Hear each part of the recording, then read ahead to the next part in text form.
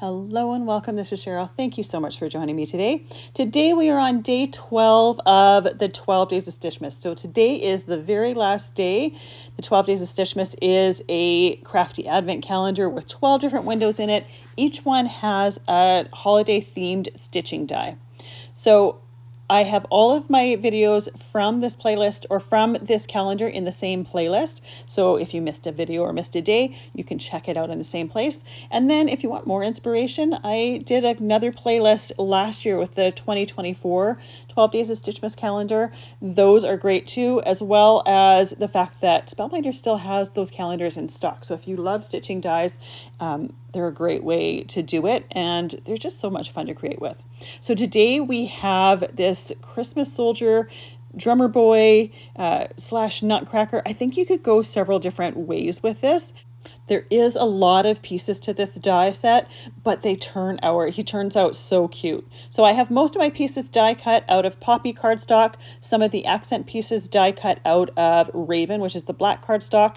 Then I have the face as well as the hands die cut out of some chiffon cardstock, and then the shoulder things die cut out of some mirror gold cardstock from the gold treasured cardstock pack. The pieces that have stitching on them, I'm going to be stitching them with gold floss. It's going to tie in really nicely with that gold accent on top of the shoulder pads. So for the center of the shirt, the stitching piece goes or has crisscross design. So when you're die cutting the stitching pieces, often there's a little line or an indent showing you exactly where the stitching is intended to go. So there's very little guesswork to it. Obviously you can get creative with that stitching, but especially the first time I'm using a die set, I tend to use it in the way that it was intended. Whenever I'm doing stitching, I use a little piece of Best Ever Craft tape to tape down my floss at the beginning and then tape it again at the end and then trim it. Then I have a second die cut that I will take the piece that I just stitched and I will glue those pieces together. It locks in or just secures all of that floss between those two pieces of cardstock. It also adds a little bit of extra dimension. I have some sewing clips that I use to hold those together while they're drying. That way I don't need to sit there with my fingers and hold them.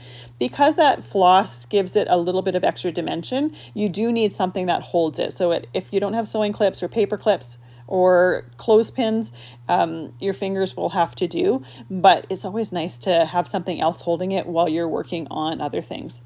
There's two pieces here. One goes down the waist or by the waist, and I think you could make it look like a drum or just a waist piece. I have it die cut out of red, but you could easily die cut it out of the black cardstock if you wanted it a little bit more contrasting. I just did the stitching in kind of a stripe pattern as the little grooves on the piece intended, but you could easily make them crisscross as well, and it would be a great way to just change that up. There's two pieces that are very similar. So that one I was going to put by the waist. The other one goes on his hat, and I did that, or I'm doing that one in that stripe pattern as well. Then there's the pieces for the boots. Those are die cut out of raven cardstock, and they're going to be trimmed or going to be stitched with that same gold cardstock, and that is in a crisscross shape. Whenever I do the crisscross ones, I always start at one side, usually the top left, and go down, do all of the pieces one way or all of the stitches one way, and then I go back up and do all of them the other way so that the same way is on top of the other one. So I don't have one cross going one way and the other going the other way or whatever, if that makes any sense. Just a personal preference. I think it looks a little bit neater when they're going the same way, just like with cross stitching. When you do one stitch over top of the other, I like it when that stitch is always the same way.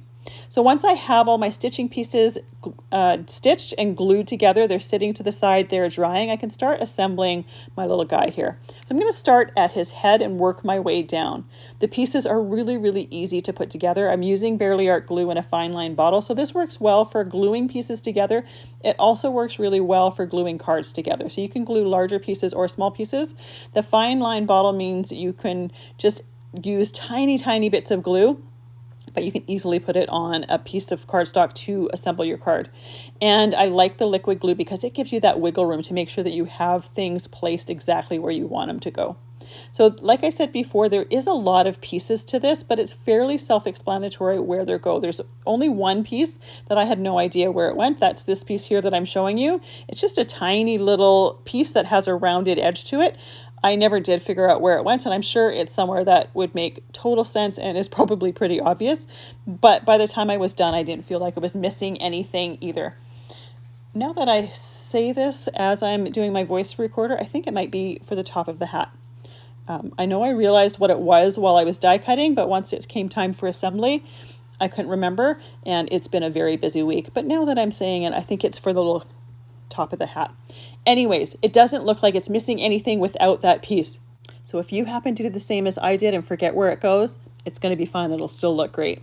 So once I've done the jacket and the arms, and I start with the center of that jacket, then put the arms down the sides, then to the shoulder pads and then the hands, I can start working on the boots and then the little leg pieces. They're little tiny pieces that go between the torso and the boots. That's another piece that I almost couldn't figure out, and then it was so obvious when I finally did realize it.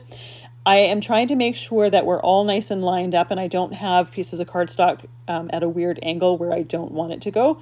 Once I have those together, I can put that center piece on the piece that I said could easily be a drum. I made it the same color as the vest, so it's more of an accent piece, but if you did it in a contrasting color, I think it could easily turn into a drum.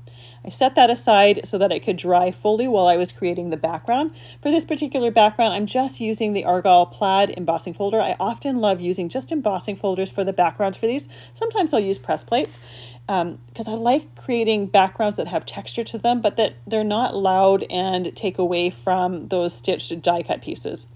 Once I have that embossed, I'm trimming that down to 3 3/4 inches by 5 inches. My mat for this card is going to be 4 inches by 5 1/4 inches. And I'm using just the poppy cardstock as my mat. You can see this is the piece that I cut out all of those little bits for creating my toy soldier slash holiday soldier slash drummer boy. And once I have that glued down, you're never going to know that there is pieces die cut out of there. I do this so often, it just extends your cardstock a little bit, and a great way to do that. I have one sentiment left over from the sentiments that I created in one of the videos in this list for one of the 12 Days of Christmas videos. So I'm going to put that at the bottom of this card. It works perfectly with it. That one was done with the Better Press system using hammer mill cardstock. It's done with the Merry Messages press plate and die set in Lumberjack Plaid ink. So it works really, really well with this die cut. And even with that stitching and assembling that die cut, we have a card created really quite quickly. I kept them simple. Anytime I'm using stitching dies, I tend to keep my cards fairly simple because I think the stitching adds so much detail to that die cut. And I typically will just use an embossed or a very simple background with it. Thank you so much for joining me for the 12 Days of Stitchmas. I hope it was interesting and inspiring to you, and I hope it gives you some ideas for using your stitching dies. Thank you so much for the time you've spent with me. I really appreciate it. Have a fantastic day.